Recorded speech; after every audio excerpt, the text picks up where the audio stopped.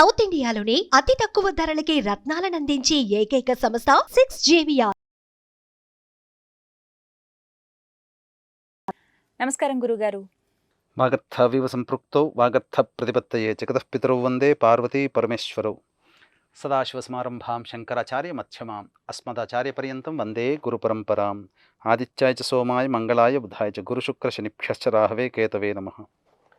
శృంగేరి జగద్గురు పీఠాధిపతులు శ్రీ శ్రీ శ్రీ భారతీ తీర్థ మహాస్వాముల వారికి, శ్రీ శ్రీ శ్రీ విధుశేఖర భారతీ తీర్థ మహాస్వాముల వారికి, కంచి కామకోటి పీఠాధిపతులు శ్రీ శ్రీ శ్రీ విజేంద్ర సరస్వతి మహాస్వాముల వారికి ప్రణామములు తెలియజేసుకుంటూ కార్యక్రమాన్ని ప్రారంభిద్దాం. గురువుగారు, చాలా కుటుంబాల్లో చూస్తూ ఉంటాము, ప్రధానంగా పిల్లలకు వివాహం ఆలస్యం అవుతూ ఉంటుంది. ఒకవేళ వివాహం జరిగిన వాళ్ళ దాంపత్యంలో ఏవో కొన్ని సమస్యలు ఏర్పడటము, లేకపోతే సంతానం ఆలస్యం కావడము, వారి జీవితంలో ఎదుగుదల అనేది లేకపోవడము, ఇలా రకరకాల సమస్యలతో బాధపడుతూ ఉంటారు. అంటే వీటన్నిటికీ జ్యోతిష్యపరంగా ఏమైనా కారణాలు ఉంటాయా అండి? ఎందుకు ఇలా జరుగుతాయి అసలు? వీక్షించేటువంటి ప్రేక్షకుల్లో కూడా చాలామందికి ఎదురయ్యేటువంటి సమస్య. ఈ రోజున ముఖ్యంగా సమాజంలో వివాహం ఒక మోక్ష సాధనం. వివాహం కాకపోకుండా ఇబ్బందులు పడుతున్న వాళ్ళు చాలామంది ఉన్నారు. ఒకప్పుడు ఆడపిల్లలకి వివాహం చేయడానికి ఆడపిల్లల తల్లిదండ్రులు చెప్పులు అరిగేలా తిరిగారు. ఇప్పుడు మగపిల్లల తల్లిదండ్రులు తిరగాల్సిన పరిస్థితి. అంటే ఆడపిల్లలు లేరా అంటే ఉన్నారు, కానీ తగినటువంటి సంబంధాలు దొరక్కపోవడం అనేటువంటి జరుగుతుంది. ఇది ఒక ఇబ్బందులు ఒక వివాహమే కాదండి, వివాహం అయిన తర్వాత కూడా ఇబ్బందులు. అంటే పునర్వివాహాలు జరగడం, ఇక పునర్భూదోషం అని అంటారు. ఇక సంబంధించినటువంటిది గమనించుకున్నట్లయితే సంతానం కలగకపోవడం, పిల్లలు సరిగ్గా ఉద్యోగంలో స్థిరపడకపోవడం, లేదా ఫ్యామిలీ అనేటువంటిది సరిగ్గా డెవలప్మెంట్ కాకపోవడం, వీటన్నిటికీ కారణము మన జాతకంలో ఉన్నటువంటి గ్రహదోషాలతో పాటుగా ఈ గ్రహదోషాలు, గ్రహాల యొక్క స్థితిగతులే మన యొక్క జాతకాన్ని ఇంకొక కోణంలో ఆవిష్కరింపబడతాయి. ఇంకొక కోణంలో చూసే విధానమే. ఎందుకనంటే ఒక రోగి డాక్టర్ దగ్గరికి వచ్చినప్పుడు రోగాన్ని ఫైండ్ అవుట్ చేయాలి. అలాగే ఒక జ్యోతిష్యుడి దగ్గరికి ఒక వ్యక్తి వచ్చినప్పుడు సమస్యతోనే వస్తారు. ఎవరు ఆనందంగా ఉండాలి జ్యోతిష్యుడి దగ్గరికి వచ్చేసి గొప్పగా ఉందని చెప్పించుకోవడానికి రారు కదమ్మా. అటువంటి స్థితిలో ఆ యొక్క వ్యక్తి ఇబ్బంది పడుతున్నప్పుడు ఆ ఇబ్బందికి గల కారణం గ్రహాల యొక్క స్థితిగతులతో పాటు ఆ యొక్క జాతకంలో గతించినటువంటి తరాల యొక్క స్థితిగతులను కూడా చూడాలి. అది మనకు కనబడుతుంది జాతకాన్ని పరిశీలన చేసినప్పుడు. ప్రధానంగా ఇటువంటి ఇంతకుముందు మీరు అడిగినటువంటి క్వశ్చన్లకి సంబంధించినటువంటి ఇబ్బందులు ఎదురవుతుంటాయి కదా, ఆ ఇబ్బందులకి ప్రధాన కారణం పితృదోషము లేదా పితృశాపము అని అంటారు. ఈ పితృదోషము లేదా పితృశాప ప్రభావం అనేటువంటిది ఉండడం వల్ల కుటుంబంలో చాలా ఇబ్బందులు ఎదుర్కొంటారు. ఇప్పుడు వీక్షించేటువంటి సుమన్ టీవీ ప్రేక్షకుల్లో కూడా ఎన్నో పూజలు చేశాం, అసలు మొక్కని దేవుడంటూ లేడండి, అసలు ఎన్ని చేశాము, మా పిల్లలు కూడా ఇప్పుడు అసహించుకుంటున్నారు, దేవుడు అంటే దేవుని ఫోటోలు ఇసిరేస్తున్నారు. మమ్మీ నువ్వేం చేశావు, ఎన్నో పూజలు చేశావు, ఒక్క దేవుడన్నా కాపాడా, నిన్ని పూజలు చేసినా మన ఫ్యామిలీ ఇంకా డెవలప్ కాలేదని చెప్పి పిల్లలు అంటుంటున్నారు. మా దగ్గరకు వచ్చి అంటుంటారమ్మా, ఎన్ని చేసినా ఏ దేవుడు కరుణించలేదండి అని చెప్తుంటుంటారు. దీని గల ప్రధాన కారణం పితృదోషము లేదా పితృశాపం అని ఖచ్చితంగా చెప్పవచ్చమ్మా. అంటే పితృదోషాలే వీటికి కారణం, ఆలస్యం అవ్వడానికో, ఇబ్బందులు ఎదురవ్వడానికి, ఒక మనిషి ఎదుగుదల ఆగిపోవడానికి అని అంటున్నారు కదా గురు. చాలా మందికి జాతకాలు ఉండవు కదండి, అందరికీ జాతకాలు ఉండాలని రూల్ లేదు. కానీ కొన్ని ఘటనలు మనం చూస్తూ ఉంటాం ప్రత్యేకంగా. అంటే ఇవే లక్షణాలు, ఇలా ఉంటే ఖచ్చితంగా వారికి పితృదోషం ఉన్నట్టుగా అని మనం ముందే గుర్తించవచ్చా అండి? ఖచ్చితంగా గుర్తించవచ్చునమ్మా. జాతకంతో సంబంధం లేదు. ఇప్పుడు నేను చెప్పబోయేటువంటి లక్షణాలు ఎవరి కుటుంబంలోనైతే ఉంటాయో అవి జాతకంతో సంబంధం లేకుండానే ఆ లక్షణాలను బట్టి పితృశాపము లేదా పితృదోషం ఉందని తెలుసుకోవచ్చు. అంటే ఈ పితృదోషము పితృశాపం అనేటువంటిది చాలామంది అనుకుంటుంటారు, తండ్రి ఏమన్నా శాపం పెట్టాడేమో, తాత ఏమన్నా శాపం పెట్టాడేమో అనుకుంటారు. మనకు ఒక్కటే మన అదృష్టము ప్లస్ మన యొక్క దురదృష్టం తెలుగు వాళ్ళుగా. ఎందుకంటే తెలుగులో ఉండే పదాలన్నీ కూడా సంస్కృతంతో సమానంగా ఉంటాయి. పితృ అని అంటే తెలుగులో అర్థము తండ్రి అని అర్థం, కానీ సంస్కృతంలో గతించిన వాళ్ళు అని కూడా అర్థం అమ్మ. అందుకనే పితృదోషము లేదా పితృశాపము అని అంటారు. అంటే గతించిన తరాలలో ఏవైనా దోషాలు కనుక ఉన్నట్లయితే అది పితృదోషం లేదా పితృశాపం అని అంటారు. అంటే ఏంటి, తండ్రి వైపు 6 తరాలలో, తల్లి వైపు 3 తరాలలో ఏవైనా దుర్మరణాలు ఉన్నట్లయితే అది పితృశాప ప్రభావము అని అంటారు. ఈ దుర్మరణాలంటే ఎలా లెక్కగట్టుకోవాలి మనము అనేటువంటి ఒక విషయాన్ని ఇప్పుడు మనం చక్కగా తెలుసుకుందాం. ఇప్పుడు నేను చెప్పబోయే లిస్టుని వీక్షించేటువంటి ప్రేక్షకులు మిస్ కాకండి. ఇందులో ఏ ఒక్క లైన్ మీరు వినకపోయినా చెప్పాలి అనంటే చాలా మటుకు మంచి విషయ జ్ఞానాన్ని మీరు కోల్పోతారని చెప్పవచ్చు. చక్కగా జాగ్రత్తగా వినండి. మనకు లేదా మన కుటుంబంలో పితృశాపం ఉందని ఈ విధంగా తెలుసుకోవచ్చు. ఎటువంటి లక్షణాలు? పిల్లల వివాహ ప్రయత్నాలలో తరచూ ఆటంకాలు ఎదురవుతున్నా, అలాగే 40 ఏళ్ళు వచ్చిన ఆడపిల్లలకు కానీ మగపిల్లలకి కానీ వివాహాలు కాలేకుండా ఉన్నా ఆ కుటుంబంలో పితృశాపం ఉన్నట్టు. అలాగే పెళ్ళవుతుంది కానీ సంతానం కలగకుండా ఇబ్బంది పడుతుంటుంటారు. పుష్కర కాలం దాటిందండి, 12 ఏళ్ళు అయిందండి పెళ్ళై, 10 ఏళ్ళు అయిందండి, సంతానం లేదండి, డాక్టర్ల చుట్టూ చూపించాం, సంతాన సాఫల్య కేంద్రాలకు వెళ్ళాం, ఇద్దరి యొక్క శరీరాలు చెక్ చేసిన తర్వాత, డయాగ్నోస్ చేసిన తర్వాత ఏ తప్పు లేదు, చక్కగా ఆనందంగా జీవించండి, సంతోషంగా ఉండండి, మీకు సంతానం కలుగుతుందని చెప్పి పంపిస్తారు. కొంతమంది IVF treatment, IUF treatment, HUF treatment అని చెప్పేసి కొన్ని ఉంటాయి.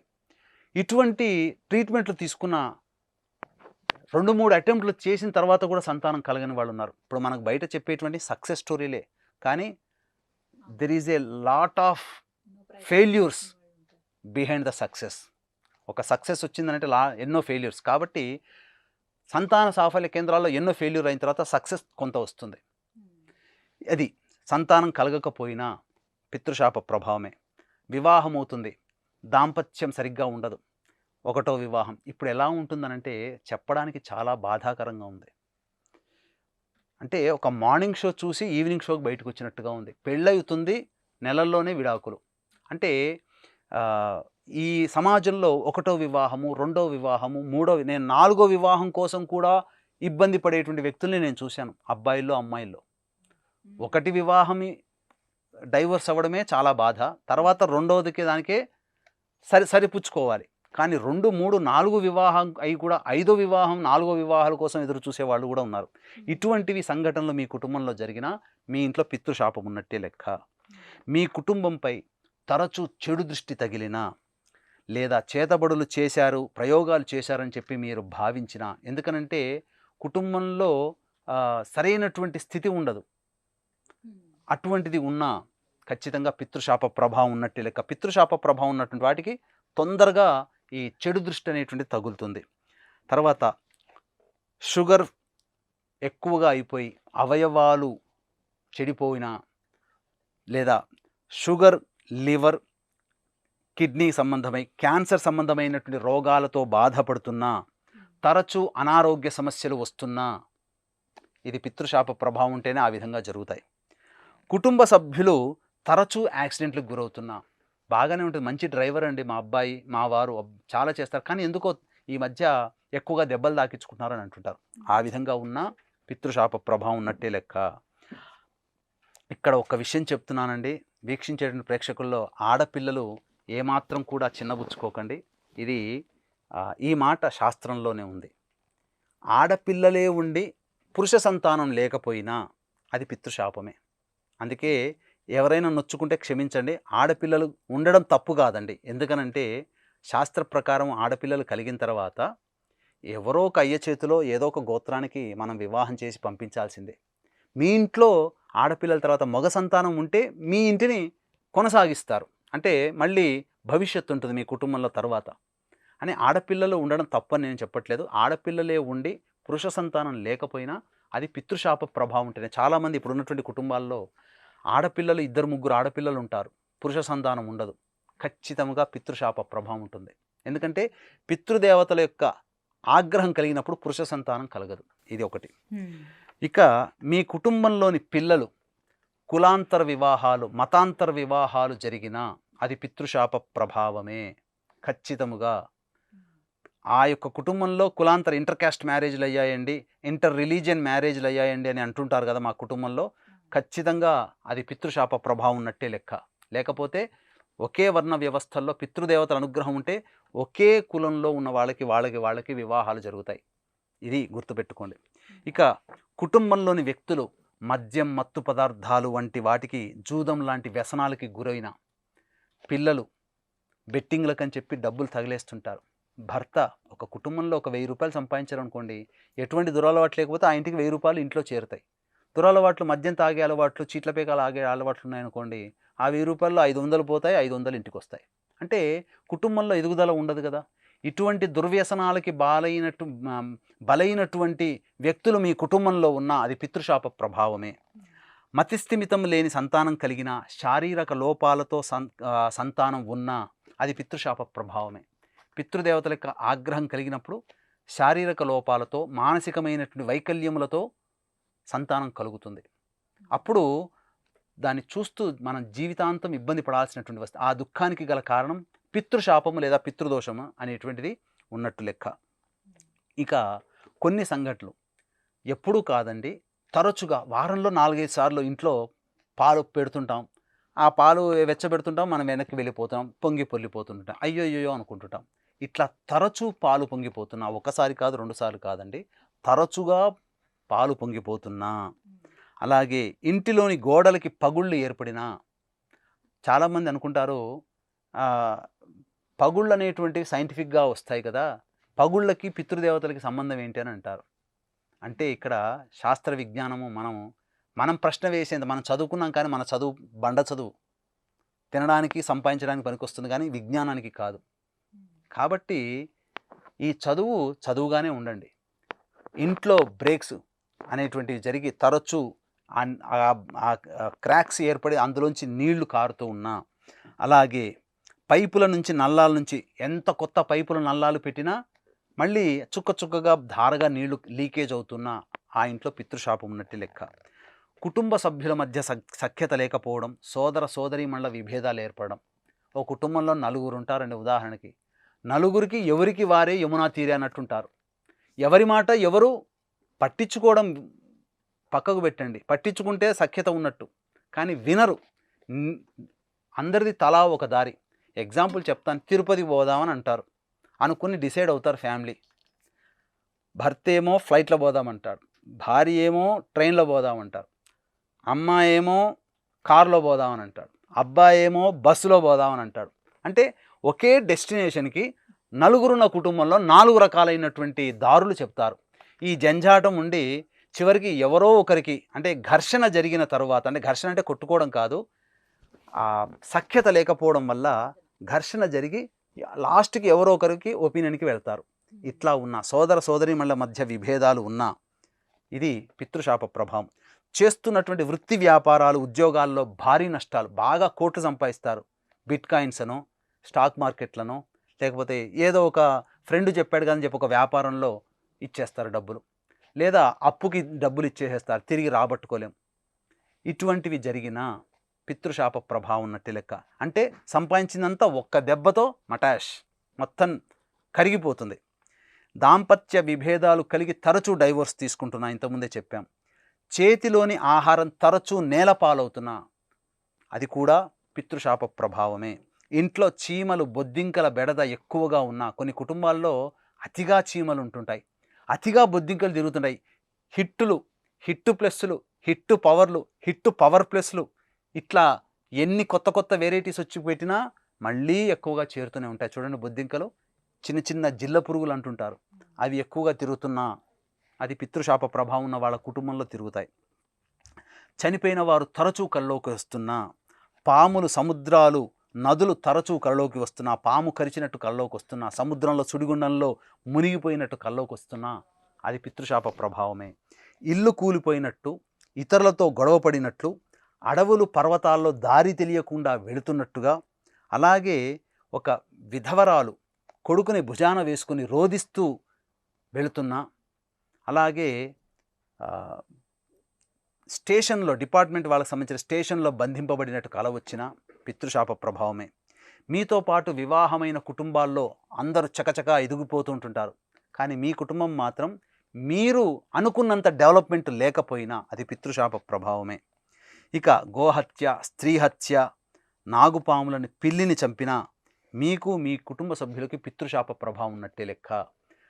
తండ్రి వైపు 6 తరాలు, తల్లి వైపు 3 తరాల్లో దుర్మరణాలు, అంటే road accident, fire accident, suicide attempt, murder attempt, నదిలో బావిలో పడి చనిపోయిన, పుష్కరాలకని ఈతకని వెళ్తుంటారు. చనిపోతారు. అలా జరిగిన అబార్షన్స్ జరిగిన, భ్రూణ హత్యలు అని అంటుంటారు, అబార్షన్స్ జరిగిన, తరచూ మిస్క్యారీస్ అవుతున్నా, అలాగే ముఖ్యముగా 55 ఏళ్ళు లోపల ఉన్న వ్యక్తులు చనిపోయినా, ఏ కారణాల వల్ల చనిపోయినా 55 ఏళ్ల లోపల కనుక వ్యక్తులు చనిపోతే అది పితృశాప ప్రభావమే. ఇక పెళ్ళి కాకుండా అమ్మాయిలు కానీ అబ్బాయిలు కానీ చనిపోయినా, కోరికలు తీరకుండా చనిపోయినా అది పితృశాప ప్రభావమే. అన్నిటికంటే మించి ఈ రోజున చాలామంది గతించిన తల్లిదండ్రులని మనము బతికున్నప్పుడు ఎట్లాగో పట్టించుకోకుండా ఉంటుంటారు కొన్ని కుటుంబాల్లో. కొన్ని ఏమనుకుంటారు, బతికున్నప్పుడే బాగా చూసుకోవాలి, కానీ చనిపోయిన తర్వాత మనకు ఎక్కడుంటారో మనకు ఎలా తెలుస్తుంది, కాబట్టి ఈ యొక్క సంబంధించినటువంటి పితృకార్యాలు చేయలేకపోతుంటారు. ఇటువంటి పితృకార్యాలు చేయలేకపోయినా అది ఖచ్చితంగా పితృశాప ప్రభావమే. మనకు 12 నెలలు ప్రతి నెల మాసికం పెడతాం. ఇక్కడ పిండము అనేటువంటి ఒక పదానికి 2 చోట్ల మాత్రమే వాడతాం. స్త్రీ గర్భంలో పెరిగేటువంటి శిశువుకి పిండం అని అంటారు. 2వ నెల పిండం, 3వ నెల పిండం, 9వ నెల పిండం అని అంటాం. అంతే తప్ప 1వ నెల బాలుడు బాలిక, 5వ నెల బాలుడు బాలిక అనం కదా. డెలివరీ అయిన తర్వాత ఆ శిశువును బట్టి నెలల బాలుడు నెలల బాలిక అని అంటుంటాం. కానీ స్త్రీ గర్భంలో ఉన్నంత వరకు పిండమే, గతించిన తరువాత పెట్టేది కూడా పిండమే. అందుకనే స్త్రీ గర్భంలో నెలలకి ఏ విధంగా ఒక శరీరం రూపు చెందుతుందో, గతించిన వాళ్ళు సాధారణంగా మరణించినటువంటి వాళ్ళ యొక్క ఆత్మ పిండ ప్రదానం చేయడం వల్ల ఒక్కొక్క నెలలో ఒక్కొక్క శరీర అవయవాలు ఏర్పడతాయి. 12 నెలలు అయిన తర్వాత పూర్తి శరీరం ఏర్పడుతుంది గతించినటువంటి వ్యక్తులకి, అంటే అదృశ్య శరీరం. ఇది కలియుగంలో దేవతలకి మానవులకి సంబంధం లేదు. అందుకే మనకు కనబడరు పితృదేవతలు, మన కంటికి కనబడరు. ఈ యొక్క ధారణా శరీరం, గతించినటువంటి వ్యక్తుల యొక్క ఆత్మ ఈ 12 నెలల పాటు మాసికాలు పెట్టడం వల్ల ధారణా శరీరం పొంది 12వ నెల తర్వాత సంవత్సరం విమోకం చేస్తాం కదా, అప్పుడు ఉన్నత లోకాలకి చేరుకొని అక్కడ మంచి అయితే మంచి, చెడు అయితే చెడు శిక్షను అనుభవించి మళ్ళీ తిరిగి ఒక జన్మ ఎత్తుతుంది. అయితే మనకు 12 నెలల లెక్క అయితే దేవతలకి ఒక రోజు అంటే ఏంటనంటే 6 నెలలు పగలు, 6 నెలలు రాత్రి. ఇక్కడ మన కాలమాన ప్రకారం మనం 12 నెలలు, కానీ వాళ్ళకి ఒక రోజు, అంటే ఒక రోజులోనే వాళ్ళు చేరిపోగలుగుతారు. కానీ ఆ ఒక రోజుకి మనకిక్కడ 12 నెలలు తేడా. అందుకనే ఇక్కడ గతించిన తర్వాత పిండ ప్రదాన కార్యక్రమాలు చేయాలి. ఈ యొక్క పిండ ప్రదాన కార్యక్రమాలు చేయలేకపోవడం వల్ల ఇప్పుడు నేను చెప్పిన లక్షణాలు, ఈ దుర్మరణాలని చెప్పాను కదా, road accident, fire accident, suicide attempt, నదిలో బావిలో పడి చనిపోవడం, ఇట్లాంటి లక్షణాలతో చనిపోయిన వాళ్ళకి ధారణా శరీరం ఉండదు. పిండ ప్రదానాలు చేయలేకపోవడం వల్ల తల్లిదండ్రులకి ధారణా శరీరం రాదు. అది ప్రేతతత్వాన్ని పొందుతుంది. ఈ ప్రేతతత్వాన్ని పొందినప్పుడు మనకు ఒళ్ళంతా గుండు సూదులు గుచ్చుకుంటే మనం ఎంత బాధపడతామో అందుకి 100 రెట్ల బాధని ప్రేతతత్వంలో ఉన్నటువంటి ఆత్మ బాధపడుతుంది. ఆ ఆత్మని ఏం కోరుకుంటుందంటే, నా యొక్క బాధని ఎవరు విమోకం చేస్తారు అంటే ఆ యొక్క కుటుంబంలో వంశం వాళ్ళే చెయ్యాలి. అందుకనే మనకు 2 సార్లు 4-5 రోజులు తరచూ తలకాయ నొప్పి వస్తే కంటి డాక్టర్ దగ్గరికి వెళ్తాం. అలాగే తరచూ కడుపు నొప్పి వస్తే డాక్టర్ దగ్గరికి వెళ్ళి ఏమండి టెస్ట్ చేసుకొని, మనకు మొదలు చేతనంత పరిహారం చేసుకొని డాక్టర్ దగ్గరికి వెళ్ళి మనం మందు రాసుకుంటాం, తగ్గించుకుంటాం. కానీ తరచూ సమస్యలు వస్తున్నాయి కుటుంబంలో అనంటే మీరు గమనించుకోవాలి, దేవుడి పూజలు కాదండి. ఇప్పుడు నేను చెప్పినటువంటి లక్షణాలు ఉన్నాయనంటే దేవుడి పూజల కన్నా అతీతంగా పితృశాప ప్రభావం ఉన్నట్టు మీ కుటుంబంలో లెక్క. ఆ యొక్క దోష ప్రభావాన్ని నివారించుకు, ఎందుకంటే మీ కుటుంబంలో తండ్రి వైపు 6 తరాల్లో, తల్లి వైపు 3 తరాల్లో దుర్మరణం పాలై ప్రేతతత్వాన్ని పొందినటువంటి ఆత్మ బాధపడుతుంది. అందుకనే ఆ బాధని తెలియచేయాలంటే కలియుగంలో మానవులకి దేవతలకి సంబంధం లేదు కాబట్టి సంఘటనల రూపంలో తెలియచేస్తుంది. అప్పుడు ఇబ్బందులు, సమస్యలు ఉన్నప్పుడు చక్కటి జ్యోతిష్యుల్ని సంప్రదించినప్పుడు జాతకాన్ని పరిశీలన చేసి మీ కుటుంబంలో ఈ పితృశాపం ఉందయ్యా, ఈ పితృదోషానికి పరిహారం చేసుకోండి అయ్యా, అప్పుడు మీకు ఈ బాధలు తగ్గుతాయని అంటారు. అయితే వీక్షించేటువంటి ప్రేక్షకుల్లో చాలామంది, నేను ఎన్నో పూజలు చేశాను, ఎన్నో దేవుళ్ళ చుట్టూ తిరిగాను, ఎన్నో తాయెత్తులు కట్టుకున్నాను, ఎన్నో రకరకాలైనటువంటి పరిహారాలు చేశాను, ఏ పండితుడు చెప్తే ఆ పండితుడి పరిహారాలు చేశామండి, కానీ ఏమీ మాకు ఫలించలేదు. ఇక మా పిల్లలు, మా భర్త నన్ను ఈసడించుకుంటున్నారు, దేవుడి గుడికి వెళితే కూడా నువ్వు వెళ్ళమ్మా నేను రాను, దేవుడు మనకు అన్యాయం చేశాడని చెప్పి దేవుడి పేరెత్తితేనే చిర్రెత్తిపోతున్నారు మా ఇంట్లో అని చెప్పేటువంటి ఆడవాళ్ళు ఎంతమంది లేరు. వీటన్నిటికీ కారణం మీ కుటుంబంలో ఆ పితృదోషం ఉండడం వల్లనే. అయితే ఎప్పుడైతే ఈ పితృదోష పరిహారము మీరు చేసుకుంటారో, ఆ పితృదోషం పరిహారం అయిన తర్వాత ఉత్తర క్రియల్లోనే మీకు మంచి జరుగుతుంది. ఎలా అంటారా, మీరే తెలియకుండా మీకు ఈ దోషం ఉందని తెలియకుండా దైవం మనకు సహకరిస్తుందేమని చెప్పి ఎన్నో పూజలు చేస్తారు కదా, ఆ పూజల ఫలితమంతా ఎక్కడికి పోలేదు, అసలు వృధా కాదు. ఆ పూజల ఫలితమంతా మీ ఇంటి గుమ్మం దగ్గరే ఆగిపోతుంది. ఆ గుమ్మం దగ్గర ఆగిపోవడం గల కారణం కూడా మీ ఇంట్లో తిష్ట వేసుకున్న ఈ పితృదోషం. ఎప్పుడైతే ఈ పితృదోషం అనేది తొలగిపోతుందో, ఆ ఇంట్లోంచి వెళ్ళిపోయిన తర్వాత మీరు అప్పటి వరకు దేవుని ప్రార్థన చేసి పొందిన పుణ్యఫలం ఉందిగా, ఒకేసారి ఇంట్లో చేరిపోతుంది. చెడు రక్తం అంతా వెళ్ళిపోయి మంచి రక్తం అంతా ఒంట్లో చేరిందనుకోండి, ఎంత శక్తి వస్తుంది. మీ కుటుంబంలో మీ పిల్లల జాతకాల్లో కూడా అన్నీ మారిపోయి మీకు అనుకున్నట్టుగా పెళ్ళిళ్ళు అయిపోతాయి, సంతానం కలుగుతుంది, ఉద్యోగాలు మంచిగా ఉంటారు. ఈ పరిహారాలు చేసుకున్న వాళ్ళల్లో శత్రుబాధలు తొలగిపోయిన వాళ్ళు ఉన్నారు.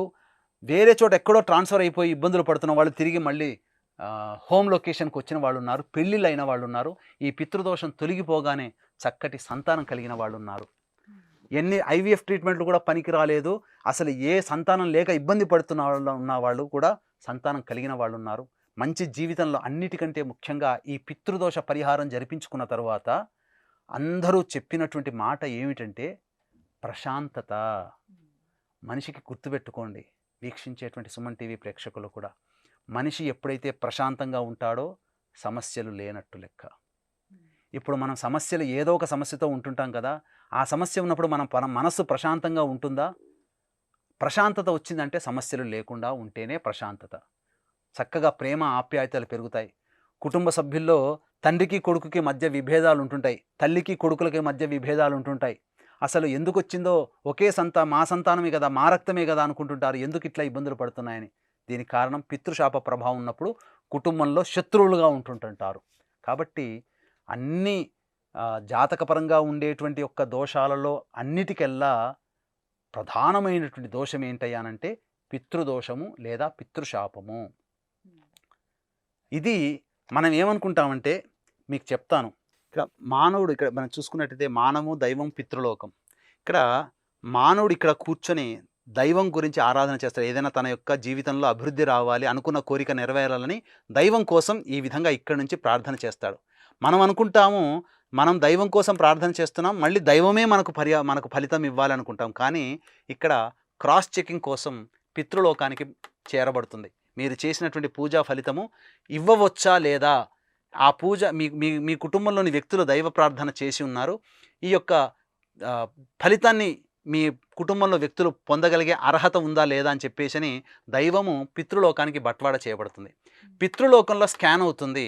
మన కుటుంబంలో ఎటువంటి దోషాలు లేవన్నప్పుడు ఆ పితృలోకం నుంచి మనం కోరుకునేటువంటి ఫలితం మనకు అందుతుంది. మనం అనుకుంటాం దైవమే ఇస్తుంది అనుకుంటాం, కానీ అన్నిటికంటే మించి పెద్దది పితృలోకము, పితృదేవతలు. ఆ పితృదేవతలు సంతోషించి అనుగ్రహిస్తేనే మన కోరికలు ఇక్కడ తీరుతున్నాయి. కాబట్టి వీక్షించేటువంటి సుమన్ టీవీ ప్రేక్షకులు కూడా గమనించాలి, దైవము ఇవ్వడం వల్ల మన కోరికలు తీరటం లేదు. మనం చేసిన పుణ్యఫలం దైవానికి చేరుకొని దైవము పితృలోకంలో అక్కడ సంతోషపడితేనే, అక్కడ అనుగ్రహిస్తేనే అక్కడ ఆ పితృలోకం నుంచి మనం అనుకున్న ఫలితాన్ని మనం ఇక్కడ ఈ విధంగా పొందుతున్నాం. అందుకనే ట్రయాంగిల్ షేప్లో మీకు అర్థం కావడానికి ఈ విధంగా బొమ్మ ద్వారా మీకు తెలియచేయడం జరిగిందని చెప్పవచ్చు. గురుగారు, మరి పితృదోషం పోవాలంటే, ఆటంకాలు ఇవన్నీ తొలగిపోవాలంటే కనుక ఎటువంటి నివారణ మార్గాలు ఉన్నాయి, పరిష్కారాలు కూడా చెప్పండి గురువుగారు.